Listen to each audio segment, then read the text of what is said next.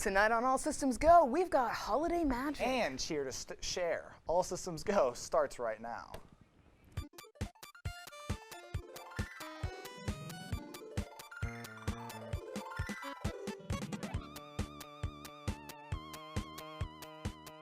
Hello and welcome to All Systems Snow, the only show that can be naughty and nice. I'm Saint Nick. And I'm Jolly Jenica. Let's deck these halls.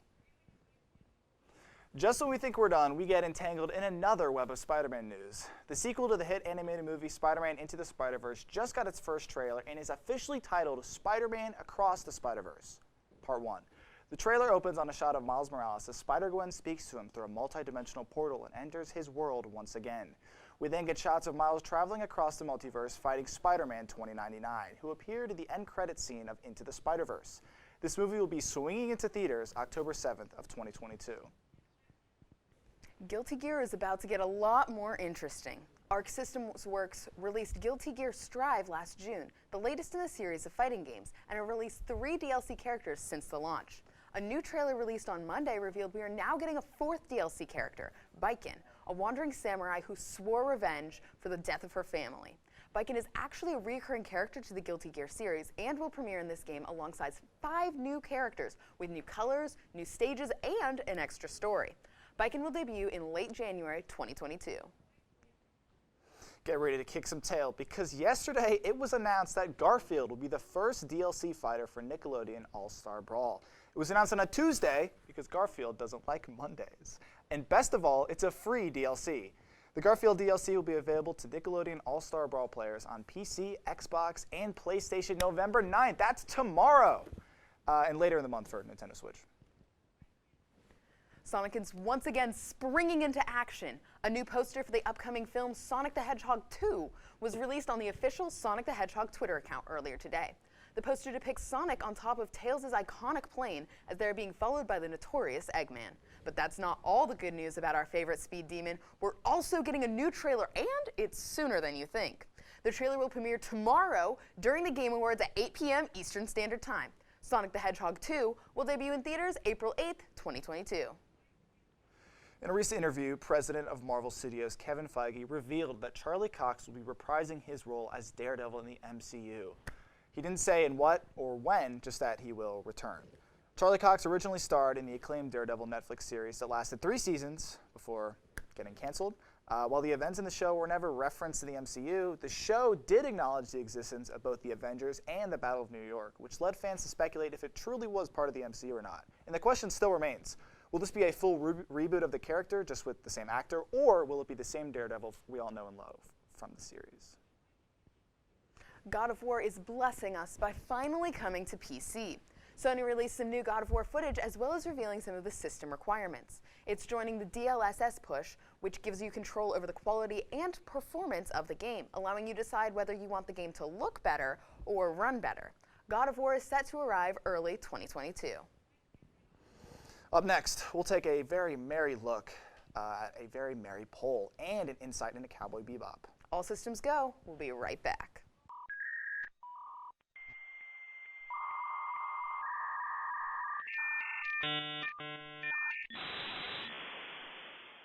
And now it's time for likely the most divisive segment to ever occur on this show, Sophia's Christmas music poll.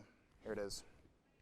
Happy holidays. Happy Hanukkah. Merry Christmas. It's December 8th, which means the holiday season is in full swing. This is the prime time for Christmas shopping, finals being the main cause of all of our stress here at college, and most importantly, Christmas music being played everywhere you go. I love Christmas music so much that I start listening to it on November 1st, as we've seen in past episodes of ASG. But now that Thanksgiving has had its moment to shine, Ian can't say no to me talking about Christmas. So, today, I'm going to share my results of a poll I took on the top 10 Christmas songs ever, according to data that I received from Spotify. I made another Google form and harassed all of my friends into filling it out. One note I would like to add is that all covers are kept out of consideration and an abundance of caution to prevent bias. With that, there will be no Michael Bublé or Pentatonics on this list, so let's see what else all of my friends chose. In 10th place, we have Santa Tell Me by Ariana Grande. Released in 2014, Santa Tell Me is a modern Christmas song where Grande asks Santa to let her know if her man is going to stay with her, and if he leaves, to make sure she doesn't fall in love so she doesn't get hurt. I love this song, it is very fun to sing to, but I guess it's not a crowd favorite based on my audience. In 9th place, we have White Christmas by Bing Crosby.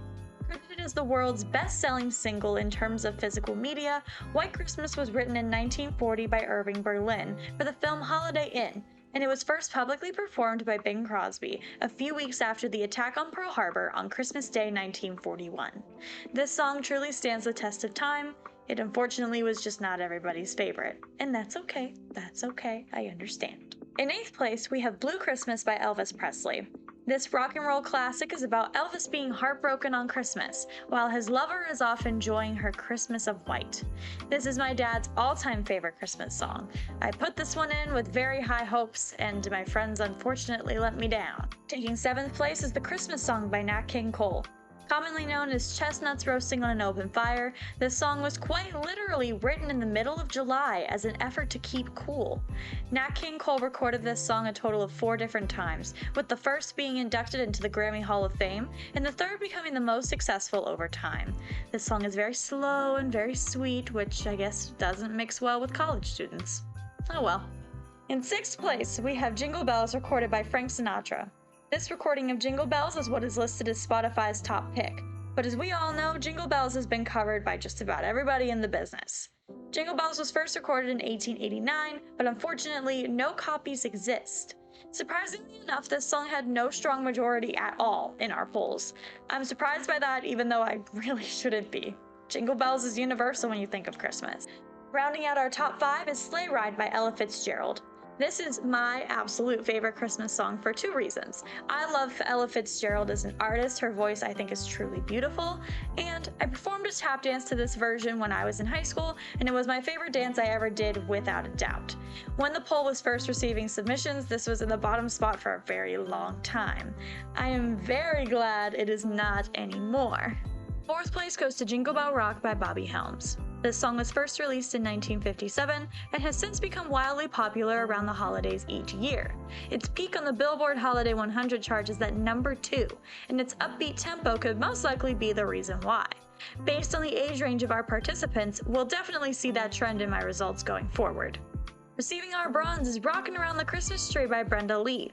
Recorded when Lee was only 13 years old, this song only became a hit after 3 recordings of it in 1958, 1959, and 1960, when Lee's career really started to take off. This combination of rock and roll and country gives this song the good vibes we all long for during this time of year. No escaping it. We are now taking a brief intermission for everyone to say hi to my cat, Honey. Honey, anything you'd like to say to the people?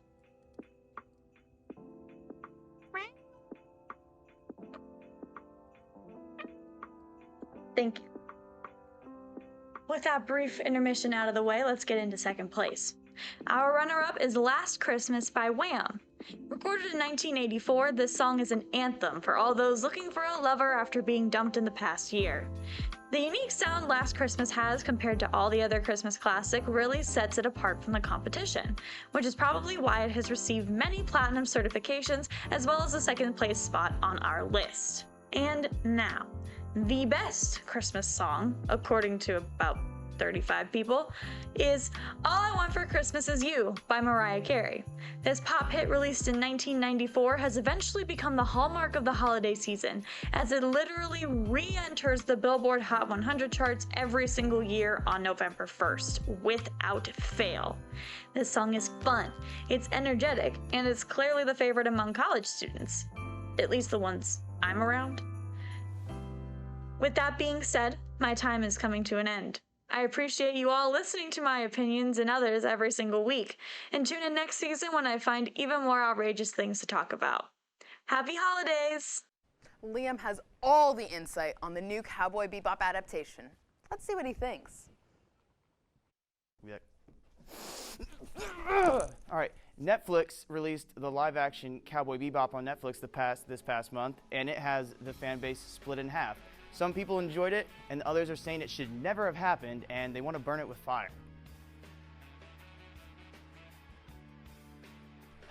The plot adapts a few certain episodes from the original anime, but it is not just a copied and paste. There are some creative differences, especially when it comes to the finale, which I think is what fans are really mad about. The original ending is absolutely iconic and a beautiful ending to a great anime. The plot also was not like the anime, where the anime is more of an episodic adventures with a 2-part episode ender. The live action differs from random episodic adventures to a 10-episode noir revenge story. This is another thing that fans could have complained about when it comes to the new show, but with only given 10 episodes for the first season, I can kind of understand why they went with having all the episodes connect more with the overall story.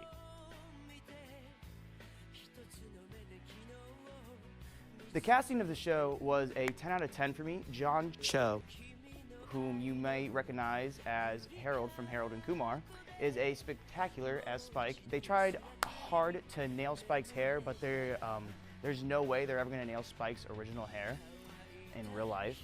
His outfit was great, and I thought he did a real good job portraying Spike in the show. Mustafa Shakir was also amazing as Jet Black. I thought giving him a daughter was actually a good idea. It added more to his character and added more depth to his arc with his old partner when he was a cop. They also nailed his beard, and I really enjoyed seeing it every time he was on screen.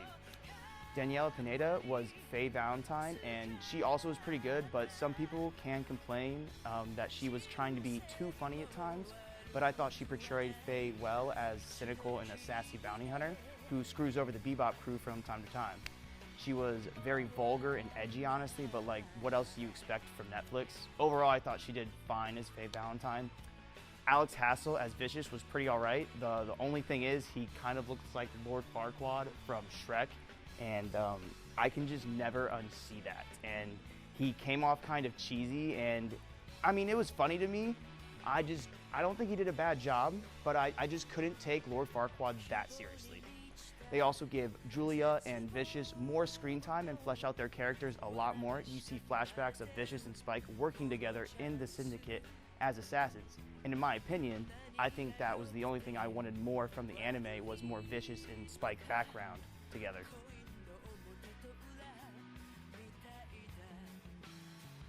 This is where Cowboy Bebop kind of blows me away. The way the whole show is shot could have kept me watching this like alone. You do not see live action stuff done in this weird jazz noir Edgar Wright type of style. They do try to replicate certain scenes from the anime. Some people dislike it when live action does this just because it's not the same or it doesn't have the same emotions, which does happen sometimes. But I like to see the scenes that were taken directly from the anime as more of like Easter eggs, kind of, to see like what they took from the original source.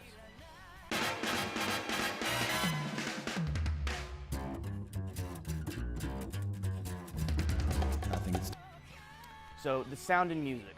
Obviously, if we are talking about Cowboy Bebop, there's no way I cannot talk about the music. They kept the original outro. They tried to replicate it, which I thought was a good idea of how iconic the intro already is. They did leave out Real Folk Blues, which is a straight felony in my eyes. That disappointed me. The music was good and nice to hear, but since this show is live action, I thought the jazz made everything come off a little cheesy versus how the jazz came off from the anime as more badass. I think the show kind of steered into the curb when it came to being cheesy, and I thought that was a smart move on their part.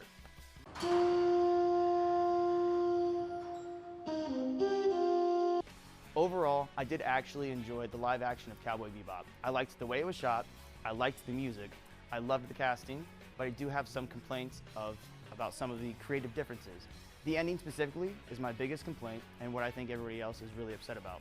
A lot of people also complained about Ed, and even though she's literally only in the show for like a minute at the very end, people were mad about how she was portrayed and because of how little she was in the show. My question is, for the people who complained about how she was portrayed, is how did you guys expect her to act? I mean, seriously, in the show, she's literally a kid on a constant sugar rush who's a really good hacker. I think the actress portrayed that exactly right. Those complaints really annoyed me. I do think she should have been way more involved in the first season, but they seem to be saving her for season 2, and I think that's somewhat of a smart move because of her story in the show. It would have been hard to cover in the first season with just 10 episodes. So overall, I'm rating the first season of Cowboy Bebop live action a 7.5 out of 10. It takes some creative differences that people dislike a lot, but I watched this show as a new interpretation of one of the best animes ever. I was not expecting an exact retelling, but something new and fresh in a universe that I very much enjoy. I think the show is also rewatchable because, like I stated already, you do not see live action having this much fun. I recommend giving it a watch with an open mind and do not expect it to be better than the anime. I don't think the goal was to top the anime, but to just interpret the story in a different way. Also, look how cute Aina is.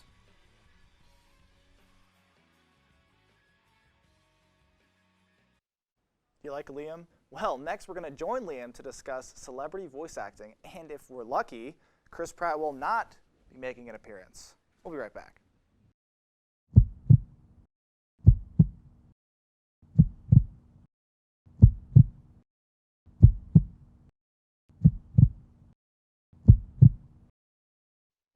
Welcome back to All Systems Go. I'm Liam Morrison, and on today's discussion panel, we are talking all about voice acting and celebrity voice acting. So to start it off, I wanted to ask you guys what voice actors come to mind when you first hear voice actors. For me personally, it was Steve Blum, the guy who voices Spike in Cowboy Bebop. That's who I always think about. He's also the Toonami guy, and I'll never forget the Toonami spaceship guy who's always there. What about you guys? Did you guys know that Robert De Niro was in Shark Tale? So is Martin Yes. Scorsese. Yes. I was going to too. mention Will Martin Smith. Scorsese.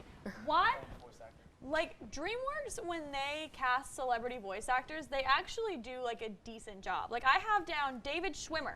He was Melman in Madagascar, and he did a fantastic job. out of this that they do a good job casting voice actors? DreamWorks does. Didn't they do Shark Tale? Yeah. Martin Scorsese? I thought he did a good job. What's wrong with Martin Scorsese in Shark Tale? Robert De Niro? What did you want from Robert De Love Niro Robert other De than a Niro. mob boss? The movie is terrible, Sophia. No, it is not. No, it is not. Shark Tale is underrated. Okay, I'm not saying Wait till it's she good, discovers Finding but it's Nemo. underrated. Actual good movie. I think this is a record time for a discussion getting off track. Sophia just went like getting right off That- topic First directly answer. into it, yeah. immediately. To answer your That's my question, job. though, Liam, That has become my job, to just let everything go off the rails. to answer your question, one of my favorite voice actors, I just touched my mic, I'm so sorry. Kevin Conroy is my favorite Batman. He's Good. No. in That's Batman fair. the Animated Series, Iconic. best Batman. Love him so much. Just actually everyone in Batman the Animated Series, all the voice actors, oh, pristine. He's got a beautiful voice. He's got such a good voice, and it's great for the character. First voice actor I think of, Matt Mercer. I could honestly go on a huge list. Erika Ishii, Sam Riegel. Sam Riegel, Johnny Young Bosch. I could keep naming Coulson. lists forever. Kira Buckland. You get the point. I like D. Bradley Baker, who's in Ooh. Clone Wars and everything. He Yeah. he has an incredible range of voices he can do. Well, I just On a remember serious podcasts note- exist. I can list off so many voice actors. Cecil Baldwin, Jonathan Sims. I'm gonna stop before I go into a tangent like Sophia. But Hey, Some of hey, us have restraint. yeah, hey. some of us have restraint. Listen. You're welcome. On a serious note, my favorite voice actor is Tara Strong. I think the stuff Ooh, that she's yes. done has really she's been a really big part of my childhood, and I didn't even know it because she's just that good. That's a solid choice. Thank you, So- I appreciate that. I did mention that we were going to talk about celebrity voice acting. We kind of did segue into that with Sophia, but I wanted to ask, what's your guys' opinion with celebrity voice acting? Obviously, we have somebody who thinks Shark Tales was a pretty good movie, and that Robert De Niro did a great job. Everyone else. Don't show her Finding Dory, No, though. no, Just listen, Finding Dory. listen. No. I'm not saying that every voice actor that is a celebrity does a good job. Like, for example, did Chris Pratt need to be Garfield? No, No. not at all. Did Chris Pratt need to be Mario? No. I am, in fact, upset that they did not cast an actual Italian for that part. Instead, they did a guy who voiced a Lego man. I'm not even going to lie, though, like, Charlie Day as Luigi. That's a good choice. I Yeah. kind of liked No, I Charlie can- Day as Luigi, I'm not going to lie. I am just Chris excited to Pratt, see Jack Black as Bowser, but not because, like, it's just Jack Black. All right. Let's not forget I Bill am, Murray played Garfield beforehand. I Yeah, am I gonna like Bill say Murray. celebrities as voice actors can work a lot of the time. Like Robin Williams, he was not a voice actor. He did Genie, that's a good point. absolutely killed it. Perfect. Will Blew Smith it out of the doesn't park. chalk up to that ever. Shoot, there was another one I was Paramore. had. And There's live action. there's more. There was someone Why else I are we had on the bashing tip of my Shark tongue Tale? and I immediately forgot. It's like, oh, wait, hold on. I dropped something. Oh, it's a piece of paper that says Charles Martinet, the original actor for Mario. You could have just cast the original actor for Mario. That's what they did for the new Sonic movie. The original voice actor of Tails is reprising her role as Tails. I did see Which that. is and great. I was Very happy about excited that. for That it. is fantastic. Bringing up actually, because there are some times I think if like a celebrity is like, you know, a stellar actor, like he's really amazing at it, they can do good at like voice acting. Like I just found out one of my favorite DreamWorks animated movies, Sinbad. There's like something with the 7 Seas at the end. I just found out that Brad Pitt is Sinbad, and like I found that out like 2 weeks ago. He doesn't do a bad job. Like I love that movie. We have currently received correspondence from our tech control room. We have some people very This is a shocked by shock. That was statement. Lily Fisher, I Shock think. to many. Was that Lily? Yeah, it's Brad Pitt, guys. Like, Yo! Yeah. Jack Black was the other one. Jack Black was not a voice actor, and just he's just in everything, and it works. Everything Jack It's just Black good. touches turns to gold. And Martin Scorsese is in Fishtail. Yeah. Did I say Fishtail? Shark- Shark Tale. My favorite Sorry, movie. it's such a forgettable Fish movie. Tale. Probably be better anyways. Oh my Hugh god. Jackman was good as a voice actor in Flushed Away. Flushed away. I'm So just saying. what do you He guys- was also in forgettable Happy movies? Feet, wasn't he? Hugh Jackman's a great voice actor. Love that lad. I love Hugh Jackman. So when it comes to celebrity voice acting, I want to know your gripes about it. I think it's so dumb when it's just like, we've cast this person as this role because they're famous. Yeah, because of the name. That's the Yeah. only reason. Like, I think that's the only reason they cast Chris Pratt as Mario and Garfield. The reason they cast Chris Evans as Buzz Lightyear. It's just because they're famous, I think, and that's just the way to draw people in. I think the Mario movie is a particular like proponent of this because it's not just Chris Pratt as Mario. Every single character that they showed to be voiced by is a like on-screen celebrity. Right. It's not. There were no dedicated voice actors in that entire roster, which I think it's like if it was just like one person, I might just see a voice actors that like might be a different story. But it's very clearly, and also it was like during a Nintendo Direct, so they very clearly, like what you said. Nick, I'm so sorry, For advertising but I have to purposes. cut you off. I love what you were saying. I agree. They use celebrity voice actors to like bring in an audience. They do. And I think They absolutely do. regular voice actors absolutely need way more credit. We hear them all the time, but we never know who they are. Exactly. All right, so I'm afraid that is all the time we have for the discussion panel this week. Next up, Jenica and Max don their top hats and thinking caps in this next video. Don't go anywhere. Justice for Shark Tale. Come on, Jenica, we're gonna be late for All Systems Go. I'm going.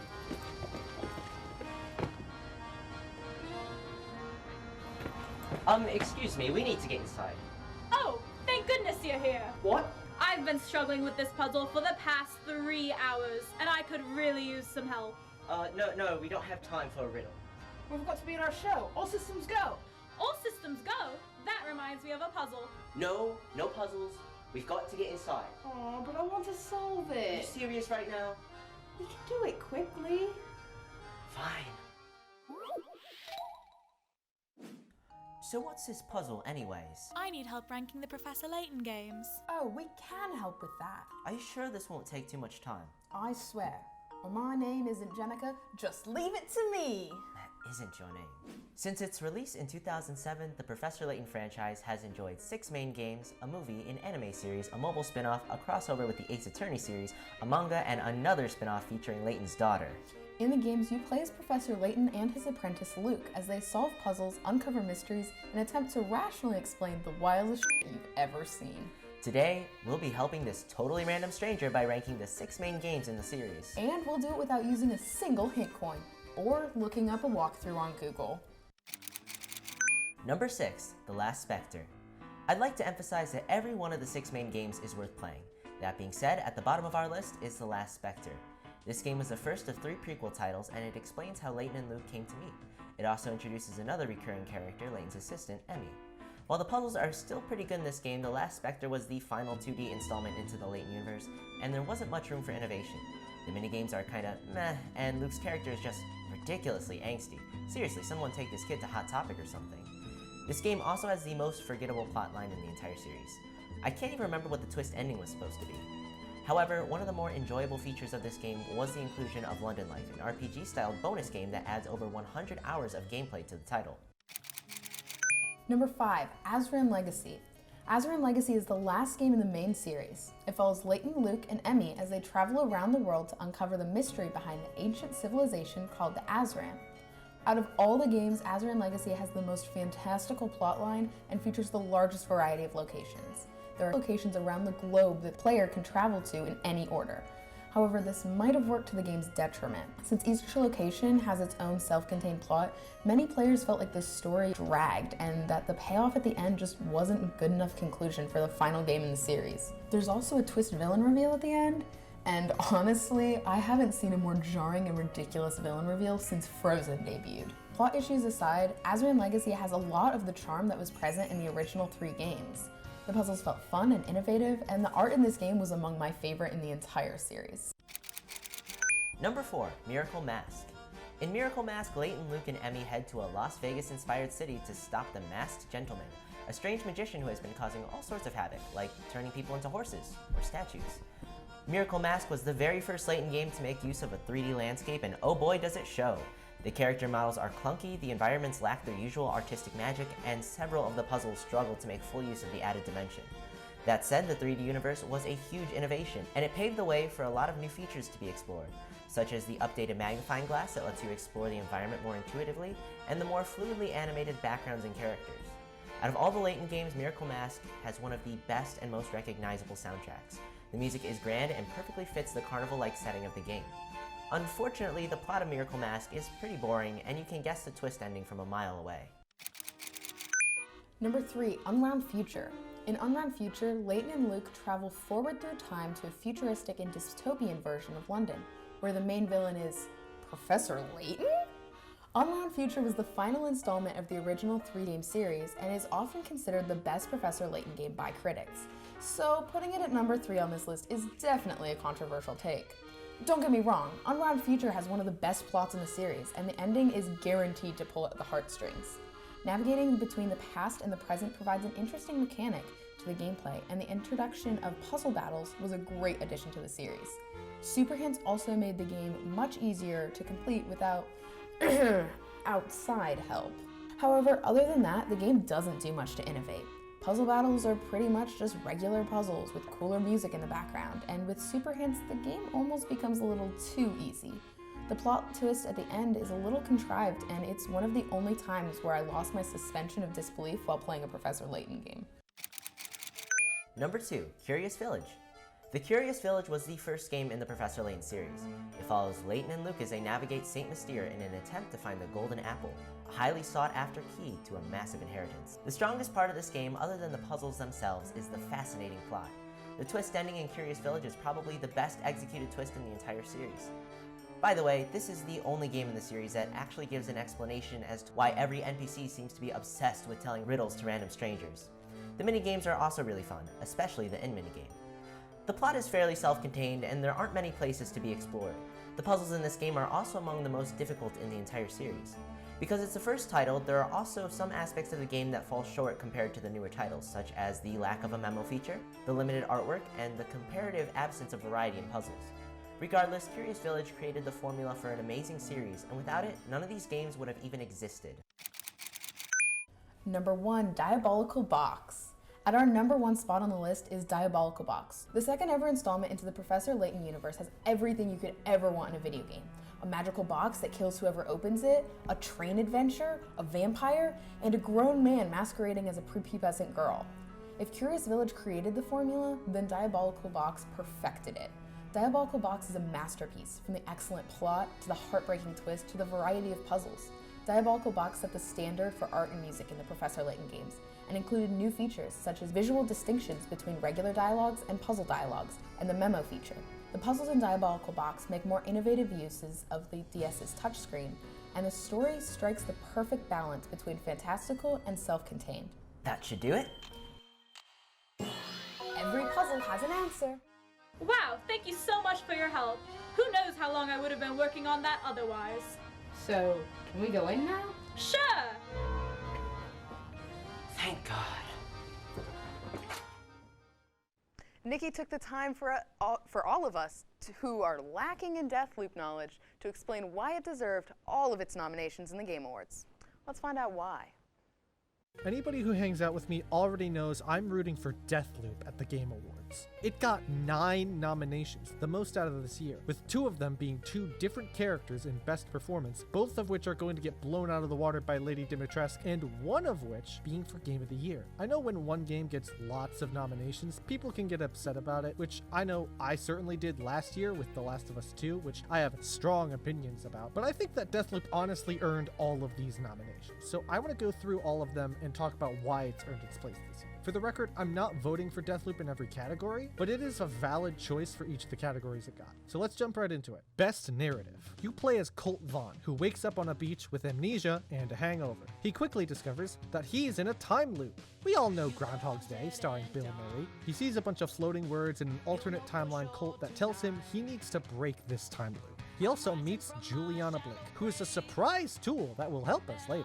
She also tells everyone on the island, who are all people who willingly entered the time loop, to kill you. So that's neat. Oh, and only Juliana and Colt remember anything between loops, so everyone thinks it's the first day of the loop. You learn you need to kill all 8 visionaries, the people who maintain the loop, in one single day in order to break the cycle. The whole game revolves around learning what happens during the loop and when to plan accordingly, in a similar way to Majora's Mask. For example, every day at noon in Updawn, this building catches fire and burns.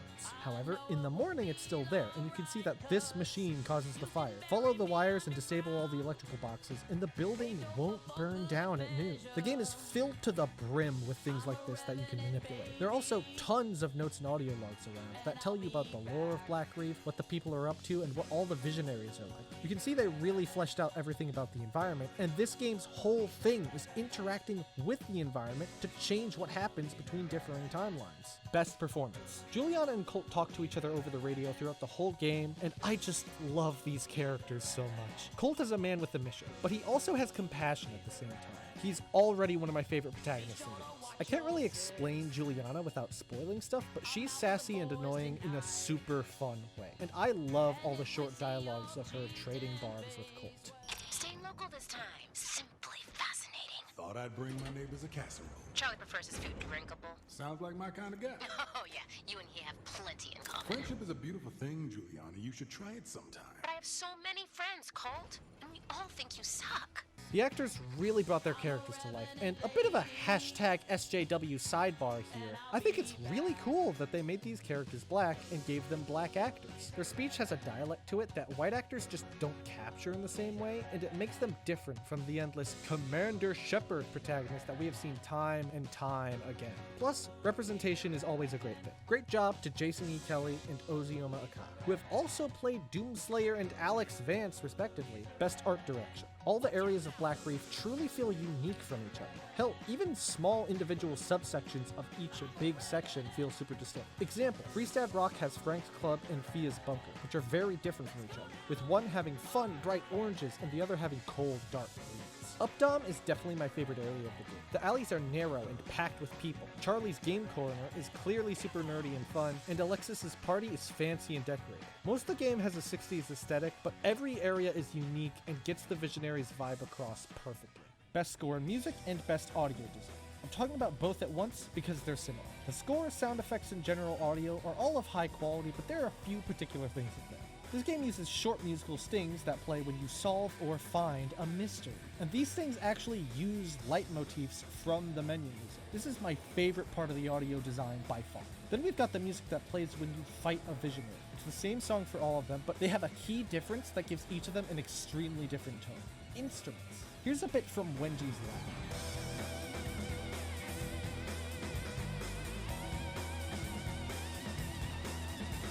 It has a really distinct style, right? Now here is Alexis's party.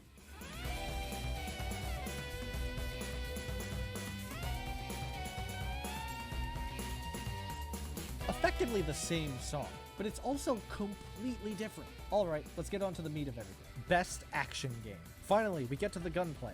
You know, the actual game. There is not a big variety of guns, but all of them feel distinct and unique. So I really think less is more in this case. You can also get trinkets, both for individual weapons and for Colt himself, that do all sorts of things that give the game the real variety. Faster reload, bigger magazine, bigger range, better accuracy scope, better accuracy from the hip, more health, make less noise, faster move speed, faster crouch speed, faster takedowns, the list goes on. You can also get slabs that are basically superpowers. Teleportation, invisibility, stuff like that. My main criticism is that there's basically no variation between normal enemies, but luckily the terrain and cover of each area is different enough to make every combat still interesting and fun. There's also a PvP element to this game, where you can choose to play as Juliana and invade people who are playing as Colt. And when you're playing as Colt, you can get invaded by other real players who are playing as Juliana. It's pretty balanced, as Colts and Julianas are constantly discovering new counterplay and strategies, able to set traps for each other and catch each other off guard. I could talk about this for so long, but I should start to wrap up. Best game direction. I'm no expert on the behind the scenes stuff, but this game clearly had a vision. The narrative and gameplay themes are consistent through almost the whole game, and to me, that's the sign of a team on the same page.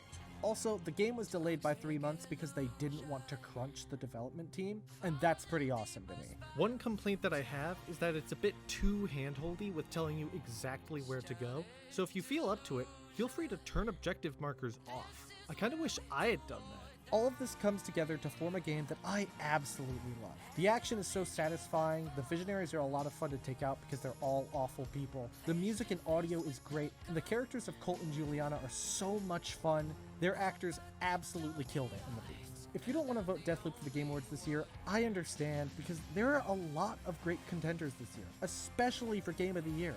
I mean, I had to choose between this and Psychonauts 2, and that was a really hard choice. But as much as I love Psychonauts 2, and it deserves all the praise that it's getting, I think Deathloop deserves the title just a bit more. Regardless, I love this game, and if you have a good PC or somehow have a PS5, I'd recommend diving into the island of Blackleaf. Thanks for listening to me rant, and maybe sometime I'll be Juliana in your game. I'll see you then.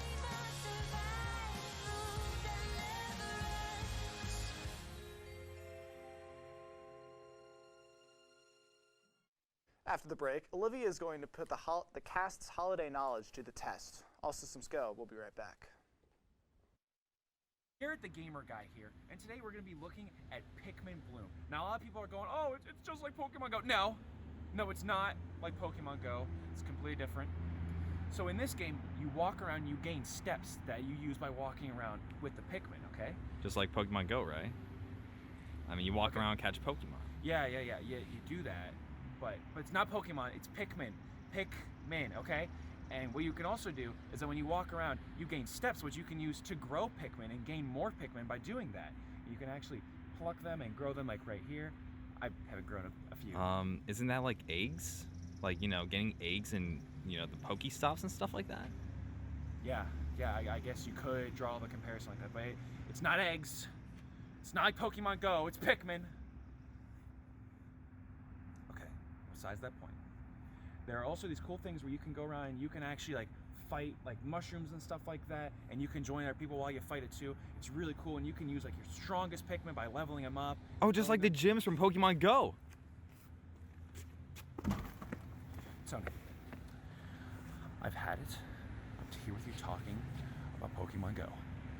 It is not Pokemon Go. It is Pikmin Bloom. You think with the Pikmin fans, man. What do we have? We don't got nothing. This review's over. Turn it off. Turn it off!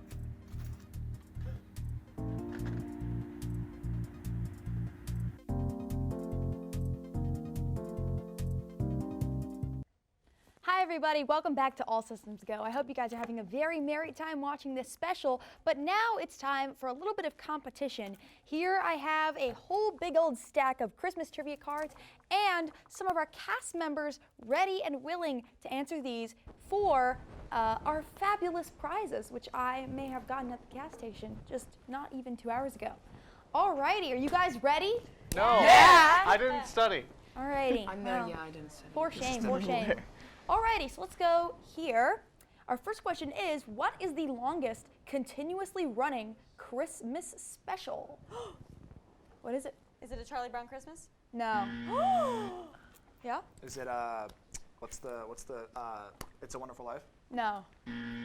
Is it Rudolph? Yes. It is Rudolph the Red-Nosed Reindeer. Heck yeah. It was started in 1964 was when that's the old. special began to air. Didn't Charlie Brown air in 1965? 64 is before 65. So I'm just Sophia.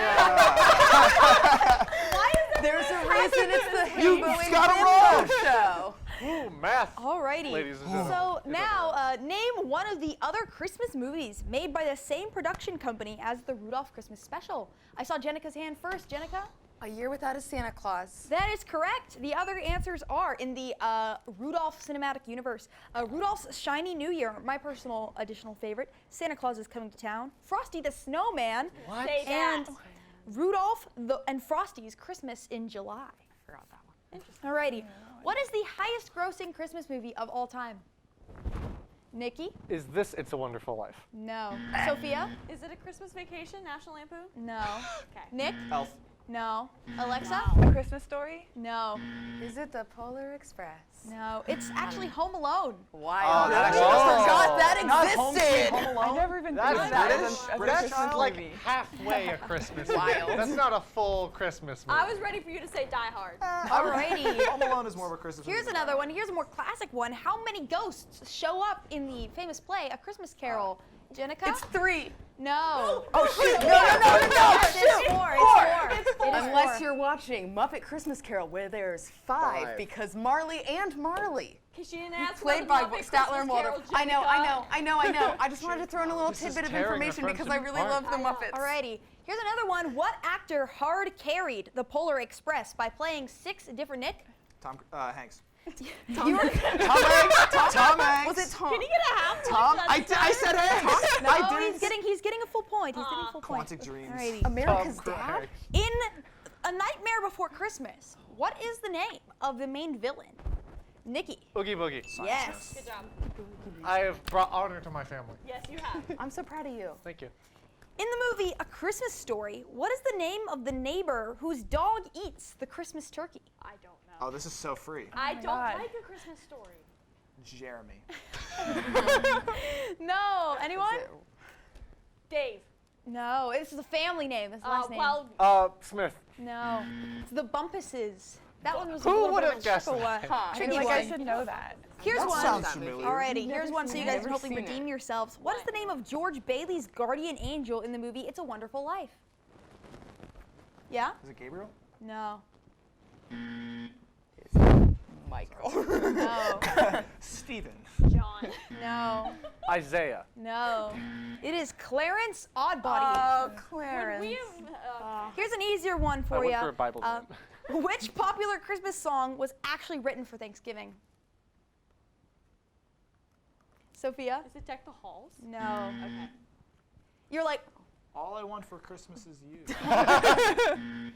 Is that a All I hand? want for Thanksgiving is No. you? I don't think, the one I found was Jingle Bells. Jingle Bells was actually What? written That for makes Thanksgiving. sense. I guess No, that- it doesn't I make did any all the sense. research No, that that I makes did. No, sense. but Never think saw about it. I Think jingle about it. bells only during Thanksgiving. No Alrighty. bells any other time of Technically, year. there's no actual The Christmas. Charlie Brown Christmas special. Yeah. What got this. color is the ornament that Charlie Brown puts? Sophia? It's red. Yes. It's red. Can you That was imagine a the give me Sophia point to discovers Sophia. Charlie Yeah. Well, This she is got her great. hand up the fastest. All right. How many sizes did the Grinch's heart grow in the Grinch, Nikki? 3. Yes. All right, oh, we're neck and neck here. Alrighty. I'm upset. What are the 3 best words to describe the Grinch? Jenica? Shoot, sorry. I thought you had your. Yes, I do. The 3 words that describe you most are stink, stank, stunk. Yeah. Thank you. That was my solo in 8th grade when we sang that song. That was Say giving me Lean kind of Green. That then. was good. All right. In what little podunk backwater town does Kevin get lost in the second Home Alone? Nick? New York City. Yes. I was about to say, I got Tim Curry. Like Tim I Curry. got That's Tim not Alrighty. Here's one. How many total gifts are given in the song, The 12 Days of Christmas? Total, adding it all Hold on, up. hold on. Oh. Can I pull out a calculator? No. Oh, that's Nick? rude. Totally throwing this out there. 12. No. This I is an can't do outrage. math. I have Anyone? no idea. Hold We're up. running out of time here. I got 78. Entering my No. mind. palace. It is 364. That was close. What? I was the closest. Factorials, baby. If it Because adds it's up. 1 the first day, and then 1 and 2, so It's that's exponential. 3. Yeah, Alrighty, it's exponential. final question. This one is for all the money here. What is mincemeat made out of? Meat. Yeah? Beef. No. Isn't it got like nuts and stuff? It's Halfway there. What else? Rudolph himself. like All right. fruits. Yes, the answer is fruits and nuts. It is not actually meat. It is fruits and nuts. So our winner is Jenica. Jenica. I do baking. You get these fabulous prizes that you see in front of you before you. Who was second place? Second place. Probably me. Second place was a couple people. Anyway, I gotta get to this. But when we come back, get ready to have your humanity restored with a fun little video about Dark Souls. Watch our second Himbo and Bimbo extravaganza and join us to say goodbye to a fantastic friend. All systems go. We'll be right back.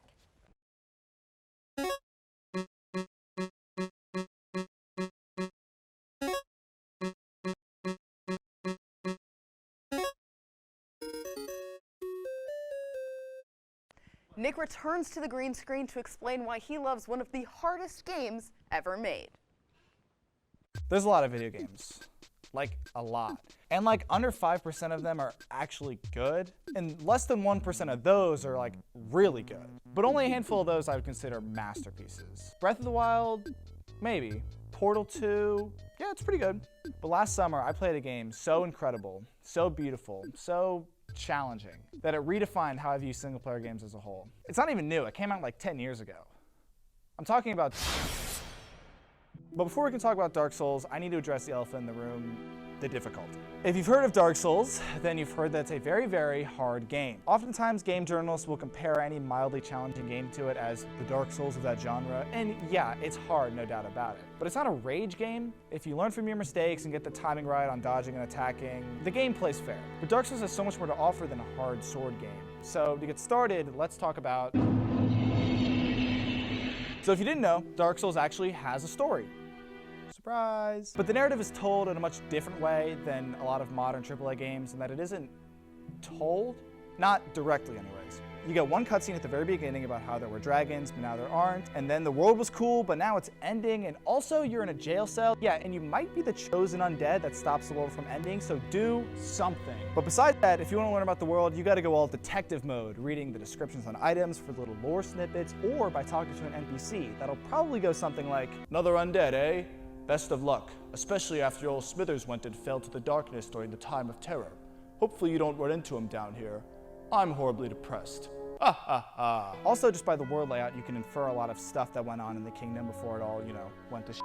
Speaking of NPCs, there's a couple NPC storylines you can follow throughout the game, but only if you choose to interact with them. You can just ignore them and the storylines won't progress, and you'll just miss out on really cool subplots. There's also a lot of cool secrets you can just find totally on your own off the beaten trail, which can range from cool item to massive plot twist that throws the entire narrative into question. And you can just miss those, by the way. You'll still experience a great game. That's kind of a theme with Dark Souls storytelling, is that you can give it as much or as little attention as you want. Unlike most games where the story just happens to you, you have to make the story happen, which makes it feel so much more organic. But enough about the storytelling, okay? Let's take a look at... In Dark Souls, you explore Lordran, the epicenter of human civilization. Or it used to be. I'm gonna keep it concise for time purposes, but I also don't want to spoil too much. In Dark Souls, humanity is branded with the curse of the undead, the dark side, which means you can't truly die. Immortality sounds cool? This is what it looks like. Also, you go insane, which is known in Dark Souls as going hollow.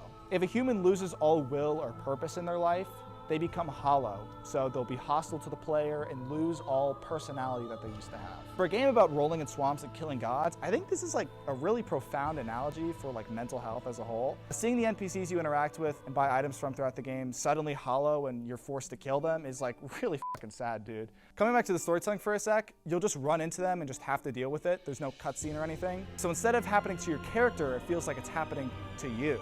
There's so much more cool lore that I could go through, like the Abyss, which is just a black void at the bottom of the map that everyone's terrified of. The ancient serpents who know everything about the world, but still you feel like they're lying to you. In Orlando, this beautiful empty city amid Armageddon that feels kind of too good to be true. Lulando Ruins was just such a cool but tragic story behind it. I could easily keep going, but something with just as much depth and variety as the world are...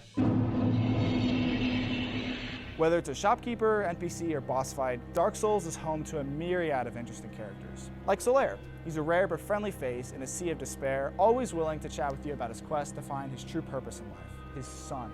Or Patches, who pushes you off a cliff like a jackass, so you come back and push him off the same cliff. But then there's boss characters like Sif. Yes, that is a giant dog with a sword in its mouth. I know it sounds funny, but it belonged to our master Artorias, the person whose grave you're actually trying to rob for a required item to beat the game.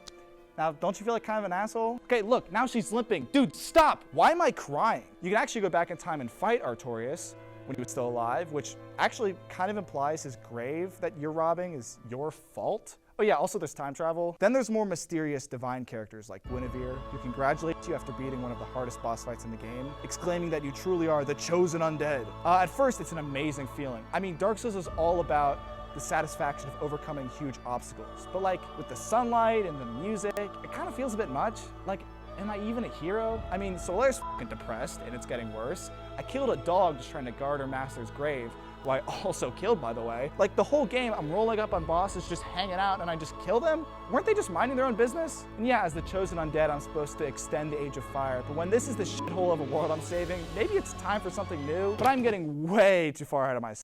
I don't want to spoil what happens at the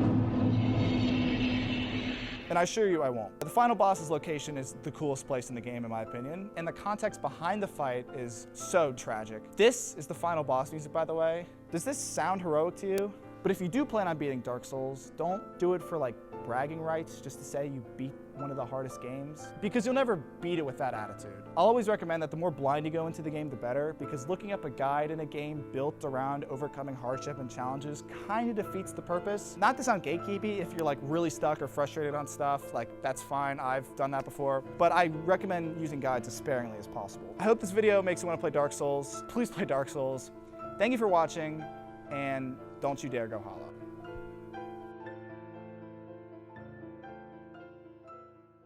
And now, we welcome the return of everybody's favorite Himbo and Bimbo, the Himbo and Bimbo Show with Jenica and Sophia. I'm Jenica, your resident Himbo. And I'm Sophia, your resident Bimbo.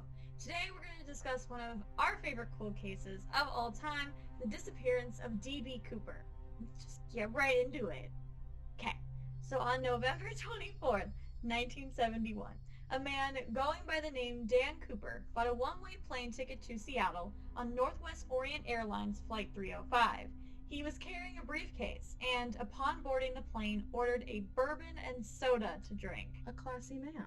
This man really was hyping himself up to just be the coolest man on earth. Sort of went. He was like, I'm gonna be the coolest pirate.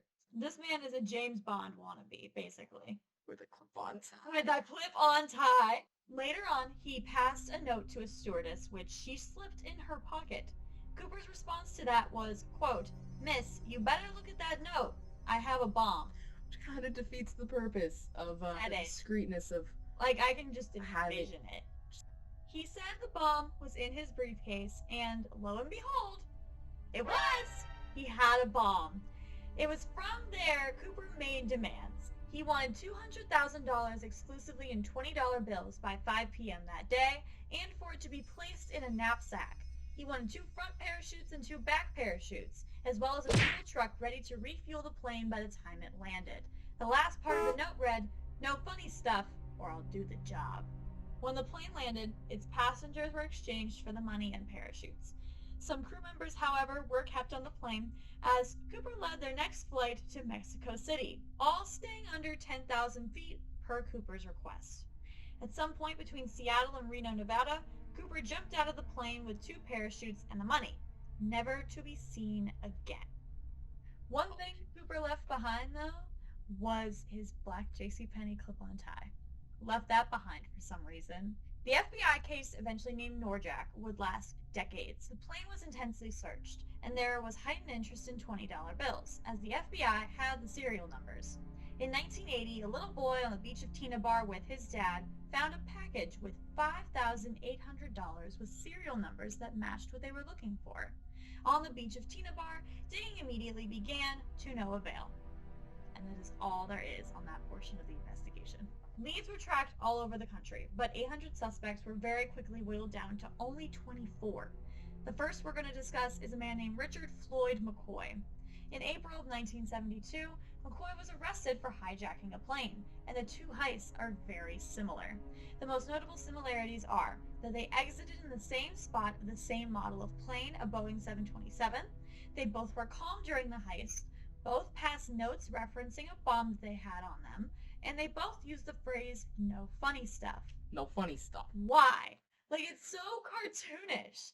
Maybe because it's cartoonish. They're really leaning into the hilarity of the situation of hijacking a plane. I can't get past no funny stuff. No funny stuff.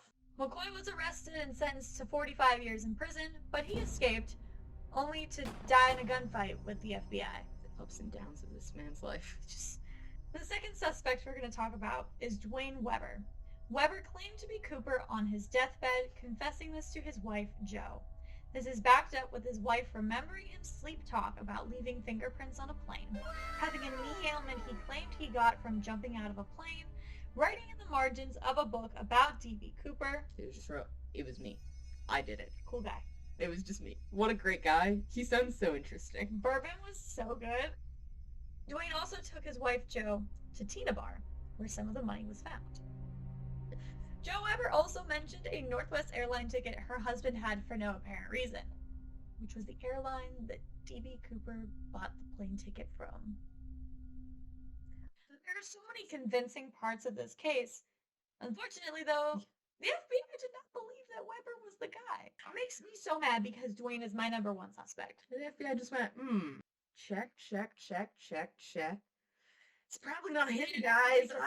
I'm not getting the vibes. Know what they were thinking when they said, no, this isn't it. Because I think it's the guy. FBI agents theorized that Cooper did not survive the fall, but this was later debunked. D.B. Cooper, the case was apparently solved. Yeah, I didn't know that. We didn't know it going into filming this. I went and I was like, yeah, I think they found some new information on it. And then I looked at stuff and it was like, D.B. Cooper case solved? And I was like, what the heck?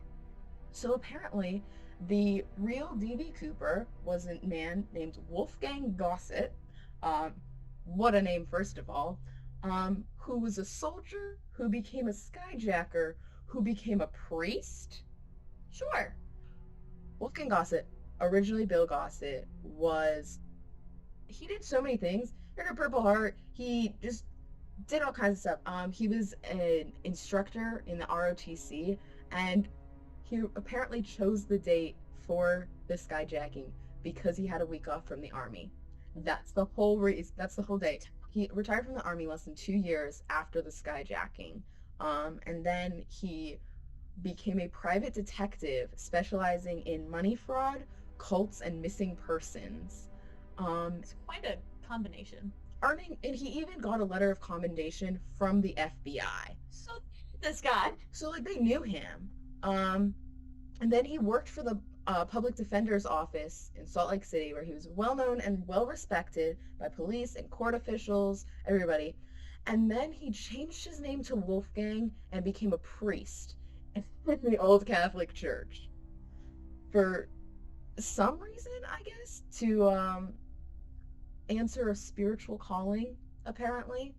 And then he moved to Newport and worked for an attorney and did some paralegal work before he retired, became a man about town, and then died of old age, I think. You know, so this case is technically solved. It is technically not a cold case. But it's still fun to talk about. Well, with that, we conclude the last Himbo and Bimbo episode of the season. But don't worry. We will return. We will return with more fun cases. I've been your Bimbo. And I've been your Himbo. See you next season. Hell yeah. Our favorite entertainment director, Max, is leaving us, and we're all really upset. So let's hear from him one last time. Thanks, Jenica. All Systems Go is where I got my start in TV2. Even though I knew nothing about TV2 and I could hardly use iMovie, they accepted me with open arms.